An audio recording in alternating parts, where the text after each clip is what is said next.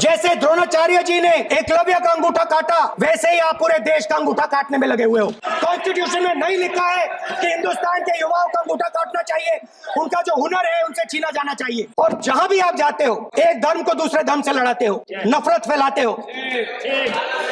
कहां लिखा है कॉन्स्टिट्यूशन में? कहां लिखा है कॉन्स्टिट्यूशन में कि एक धर्म को दूसरे धर्म से लड़ाना है? हाथरस में 4 साल पहले एक लड़की का बलात्कार होता है। जिन्होंने गैंग रेप किया वो बाहर घूम रहे हैं और लड़की का परिवार अपने घर में बंद है। कहां लिखा है कॉन्स्टिट्यूशन में कि दलित परिवार को बंद करके अंदर रखना है और उनके अपराधियों को बाहर घूमने देना है? कौन से कॉन्स्टिट्यूशन में लिखा है? ये आपकी किताब में लिखा हुआ है, मनुस्मृति में लिखा है, मगर कॉन्स्टिट्यूशन में नहीं लिखा। Youngsters from Sambhal came to see me, innocent people, they had done nothing. 5 लोगों को गोली मार के हत्या कर दी। ये कहां लिखा है कॉन्स्टिट्यूशन में? ये कहां लिखा है कॉन्स्टिट्यूशन में? Shri Rahul Gandhi.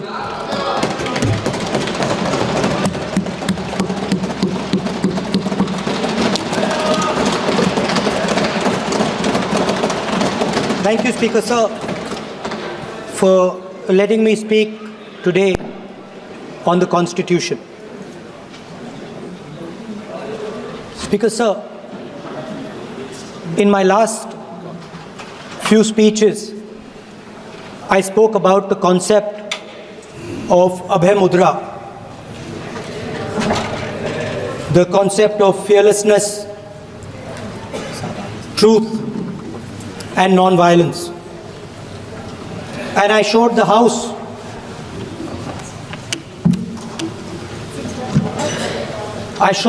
images of our different religions displaying this Abhay Mudra.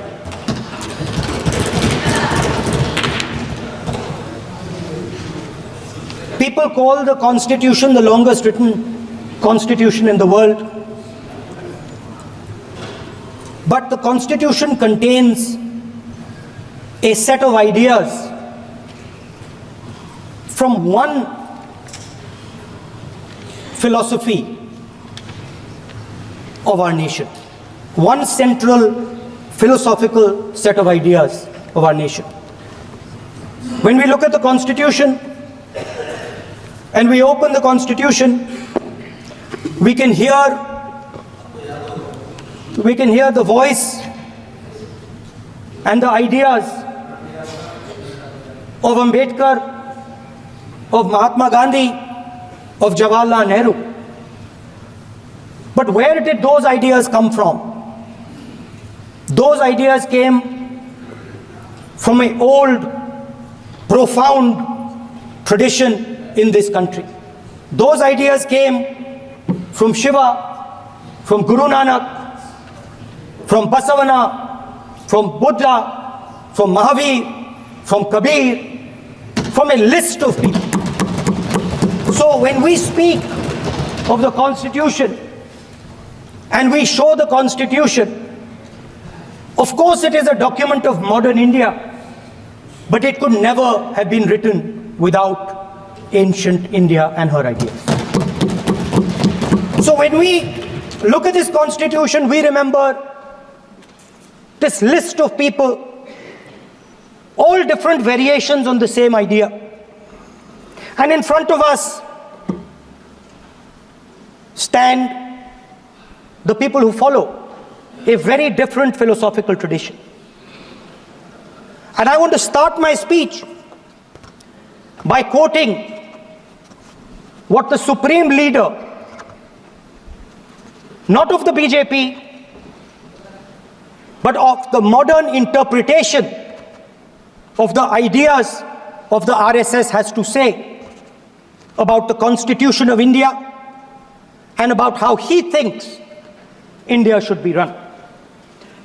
The worst thing about the Constitution, the worst thing about the Constitution of India is that there is nothing Indian about it.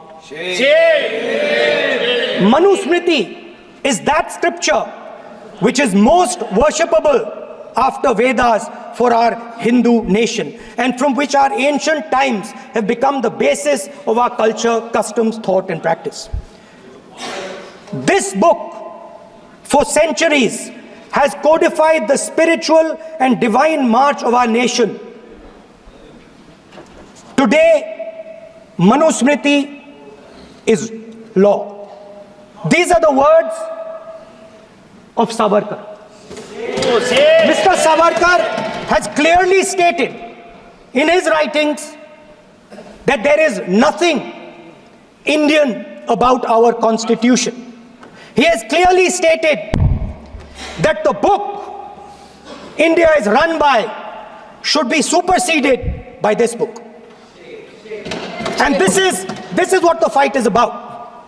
Now, it's nice that all of you are so-called defending the constitution.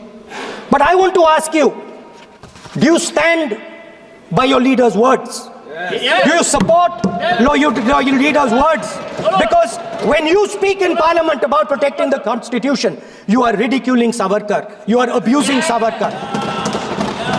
You are defaming Savarkar. I'd like to quote also in Hindi. Bharat के संविधान के बारे में सबसे बुरी बात तो यह है कि इसमें कुछ भी भारतीय नहीं है। भारत के संविधान के बारे में सबसे बुरी बात तो यह है कि इसमें कुछ भी भारतीय नहीं है। यह आपके नेता ने कहा था, जिसकी आप पूजा करते हैं। Speaker sir, I described in my first speech the idea of a battle taking place. I described the Mahabharata, described Kurukshetra. There is a battle taking place today in India. And on this side are the defenders of the idea of the constitution. And from each state we have one. If you ask us Tamil Nadu, we will tell you Periyar. If you ask us Karnataka, we will say Basavana. If you ask us Maharashtra, we will say Phule ji, Ambedkar ji. If you ask us Gujarat, we will say Mahatma Gandhi. आप speaker को You praise these people. You praise these people hesitatingly because you have to. But the truth is that you want India to be run the way it used to be run. जैसे हिंदुस्तान पहले चलाया जाता था, वैसे ही आप हिंदुस्तान को चलाना चाहते हो। मैं बता रहा हूं, आ रहा हूं। पेशेंस रखिए थोड़ी, इतना एक्साइटमेंट नहीं होना चाहिए। स्पीकर सर, जब मैं छोटा था दिल्ली में, स्पीकर सर, दिल्ली के चारों ओर जंगल हुआ करता था। जो आज यहां रहते हैं उनको ताज्जुब होगा कि एम्स के बिल्कुल बगल में जंगल शुरू होता था। जहां रेलवे म्यूजियम है वहां पे जंगल शुरू होता था। वैसे ही जंगल में, दोनों नॉर्थ और साउथ, वैसे ही जंगल में हजारों साल पहले एक युवा, 6-7 साल का युवा, हर रोज सुबह उठ के 4 बजे उठ के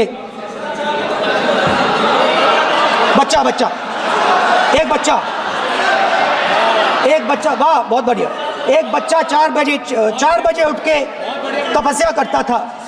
हर रोज सुबह तपस्या, हर रोज सुबह वो धनुष उठाकर तीर कमान चलाता था और घंटे उसने तपस्या की, सालों के लिए उसने तपस्या की। पास लोगों को पता लगने लगा कि लड़का है। यही तो आप नहीं समझ सकते हो, यही तो प्रॉब्लम है। धनुष में तपस्या है, मनरेगा के काम करने में तपस्या है। तपस्या का मतलब शरीर में गर्मी पैदा करना, समझिए। हाँ, तब का ये मतलब है, तपस्या का ये मतलब है। तो ये तपस्या कर रहा था, लोगों को पता लगा और वो गुरु के पास गया। लड़के का नाम एकलव्य था और वो गुरु के पास गया और उसने कहा, गुरु द्रोणाचार्य जी, मैं सालों से धनुष चलाना सीख रहा हूं, मैंने अपनी पूरी शक्ति इसमें डाली है, आप मेरी मदद कीजिए, आप मेरे गुरु बनिए। द्रोणाचार्य जी ने एकलव्य को कहा कि आप ऊंची जात के नहीं हो, आप ऊंची जात के नहीं हो, आप द्विजा नहीं हो, मैं आपका गुरु नहीं बनूंगा, यहां से तुम चले जाओ।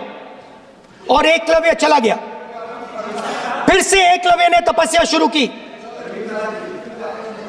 फिर से तपस्या शुरू की। कुछ साल बाद द्रोणाचार्य जी और पांडव उसी जंगल से निकले। एक कुत्ता भौंक रहा था, कहानी आपने सुनी है, सुना देता हूं। कुत्ता भौंक रहा था,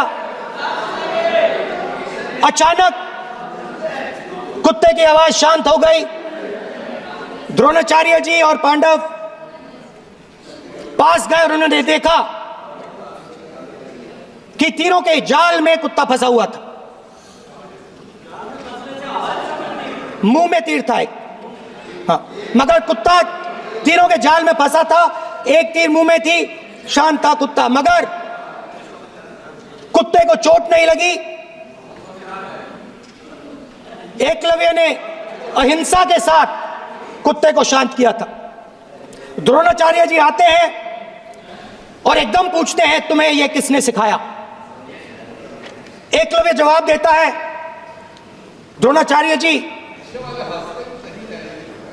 यह मैं सीखा हूं, मैंने तपस्या की है, घंटों मैंने प्रैक्टिस की है,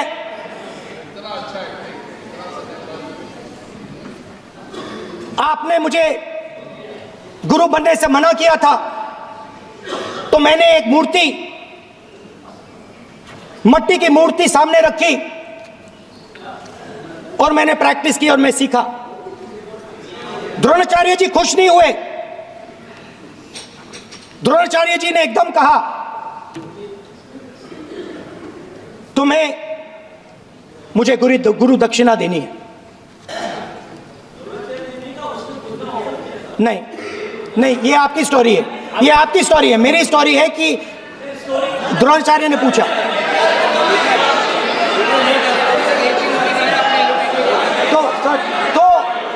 तो द्रोणाचार्य जी ने, Sir, PM will not speak. You have to understand. If you are not giving order, Prime Minister has to speak. That you have to understand. If you are not giving protection, if you are not giving protection to LOP, then Prime Minister has to speak here.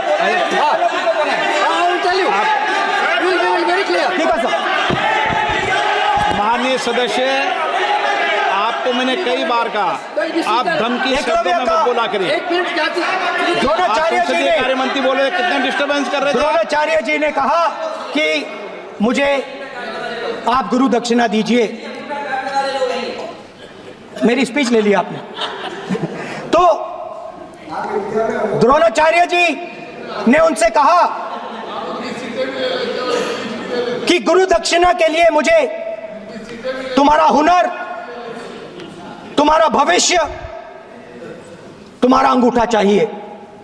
और एकलव्य ने अंगूठा काट के द्रोणाचार्य को दे दिया।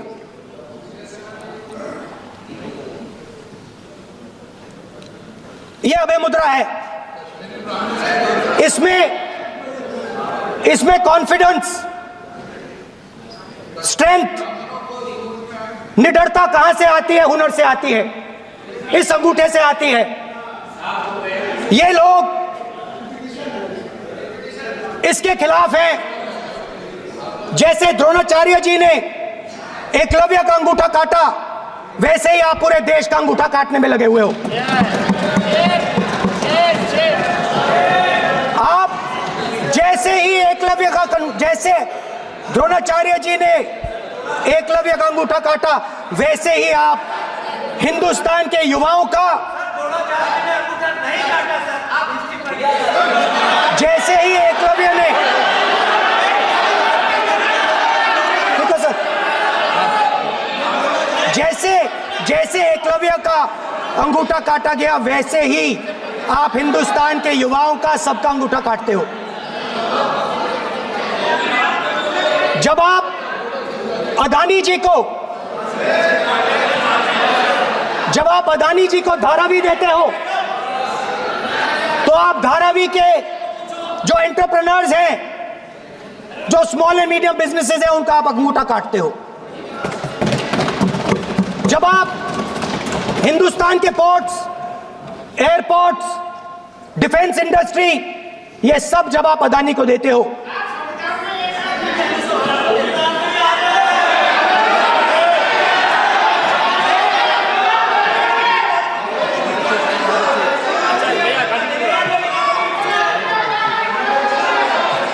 हिंदुस्तान के सारे जो फेयर प्ले बिजनेसेस हैं, जो ईमानदारी से काम करते हैं, आप उन सब का अंगूठा काटते हो जब आप अदानी की मदद करते हो। कॉन्स्टिट्यूशन में लैटरल एंट्री कर आप हिंदुस्तान के युवाओं का, पिछड़ों का, गरीबों का अंगूठा काटते हो।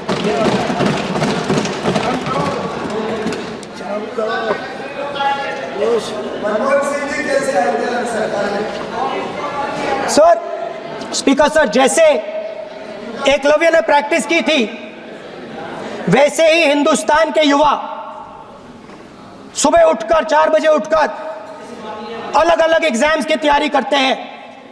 आपने देखा होगा,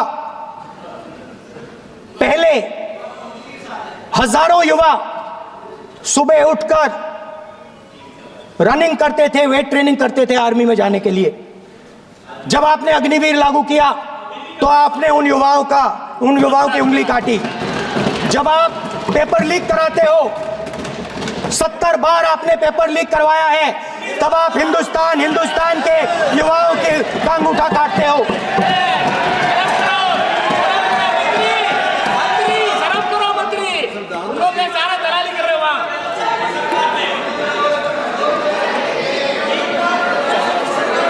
आज बाहर, दिल्ली के बाहर, आपने किसानों पर टीयर गैस चलाया है, आपने किसानों पर लाठीचार्ज किया है।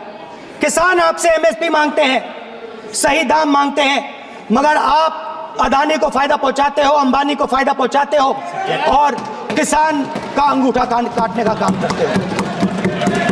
देखिए,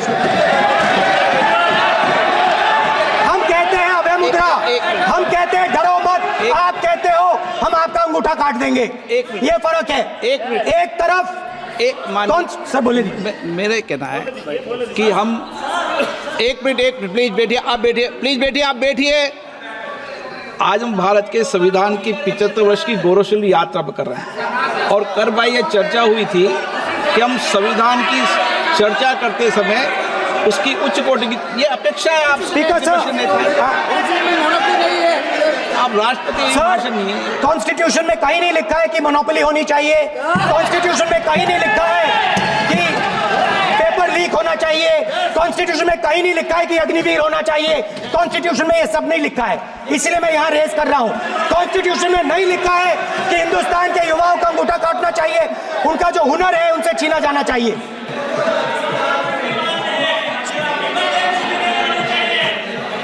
बैठे बैठे कर रहे हैं सर, 5 बजे अब भी बैठे बैठे करेंगे। अब कुछ नहीं बोलना है उसको। 5 बजे देखिएगा, 5 बजे देखिएगा क्या करते हैं। स्पीकर सर, मिलेगा। मैं कुछ दिन पहले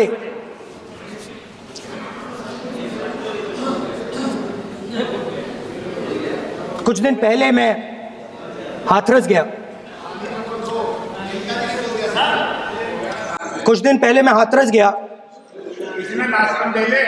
हाथरस में 4 साल पहले एक लड़की का बलात्कार होता है, गैंग रेप होता है, 3-4 लोग गैंग रेप करते हैं। मैं 2-3 दिन पहले उस लड़की के परिवार के घर में गया।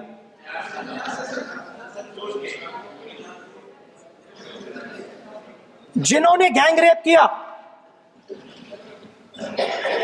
वो बाहर घूम रहे हैं और लड़की का परिवार अपने घर में बंद है। लड़की का परिवार बाहर नहीं जा सकता है। जो अपराधी हैं वो उनको रोज धमकाते हैं और वो बाहर घूमते हैं।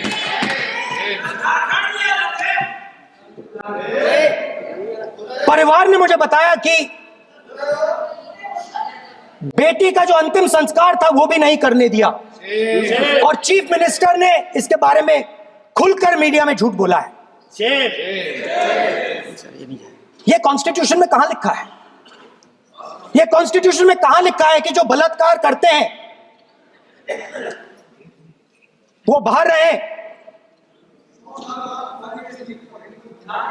और जिसका रेप हुआ है, जिसके परिवार, उस परिवार को बंद कर दिया जाए? कहां लिखा है कॉन्स्टिट्यूशन में? ये आपकी किताब में लिखा हुआ है, मनुस्मृति में लिखा है, मगर कॉन्स्टिट्यूशन में नहीं लिखा। और अगर आप कहते हो कि यूपी में आपका राज है और वहां पे कॉन्स्टिट्यूशन नहीं लागू होता है, वहां पे मनुस्मृति लागू हो रही है। परिवार ने मुझे कहा कि यूपी की सरकार ने उन्हें वायदा किया था, कहा था कि हम आपका रिलोकेशन करेंगे, आपको कहीं और रहने की जमीन देंगे। आज तक 4 साल हो गए हैं, आज तक उनका रिलोकेशन नहीं किया गया है।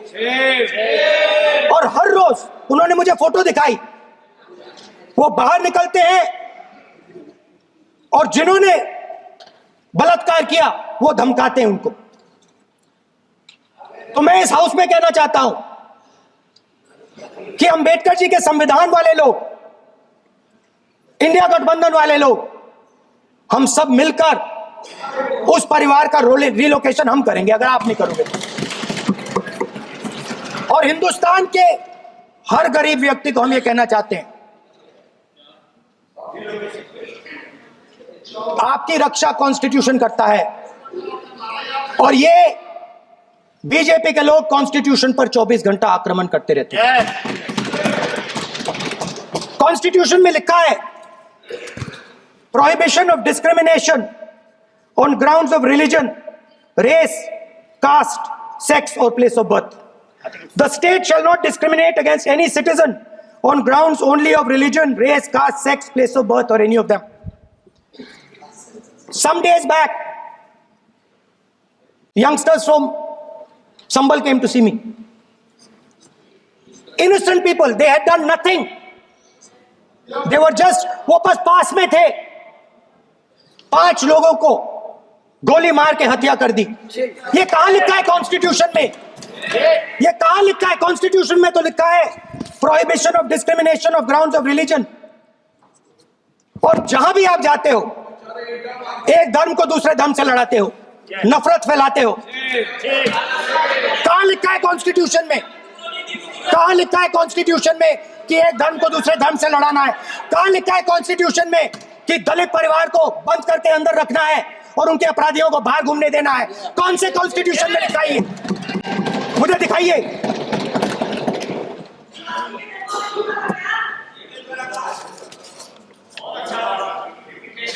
स्पीकर सर, हमारी जो विचारधारा है, इंडिया गठबंधन की विचारधारा है, वो देश में कॉन्स्टिट्यूशन लाई है। हम सब मिलकर कॉन्स्टिट्यूशन की रक्षा करते हैं।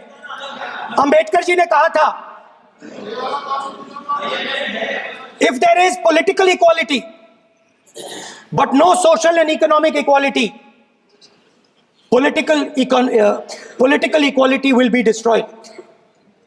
ये अंबेडकर जी के शब्द हैं और आज ये बात सबके सामने है।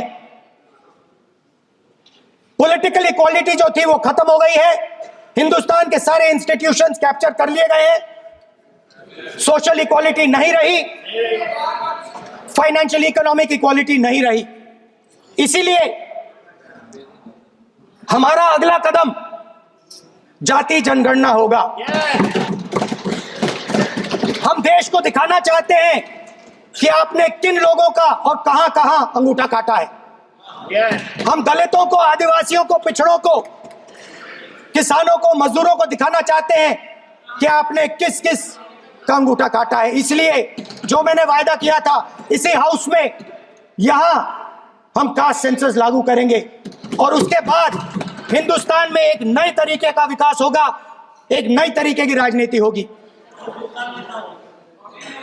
जो मैंने पहले कहा था, जो आपको अच्छा नहीं लगता है, 50% रिजर्वेशन, उस दीवार को हम यहां तोड़ेंगे। 50% रिजर्वेशन की दीवार और जाति जनगणना हम यहां करा के दिखाएंगे। आपको जो कहना है कर लो, कह लो। स्पीकर सर, बहुत बहुत धन्यवाद। नेशनल दस्तक की आपसे गुजारिश है कि अगर इसको बचाना चाहते हैं तो नेशनल दस्तक को सब्सक्राइब करने के लिए रेड कलर के सब्सक्राइब बटन को दबाएं, फिर बेल आइकन की घंटी दबाएं। नेशनल दस्तक को बचाने के लिए बहुत जरूरी है कि हर खबर को शेयर करें, लाइक करें, कमेंट जरूर करें।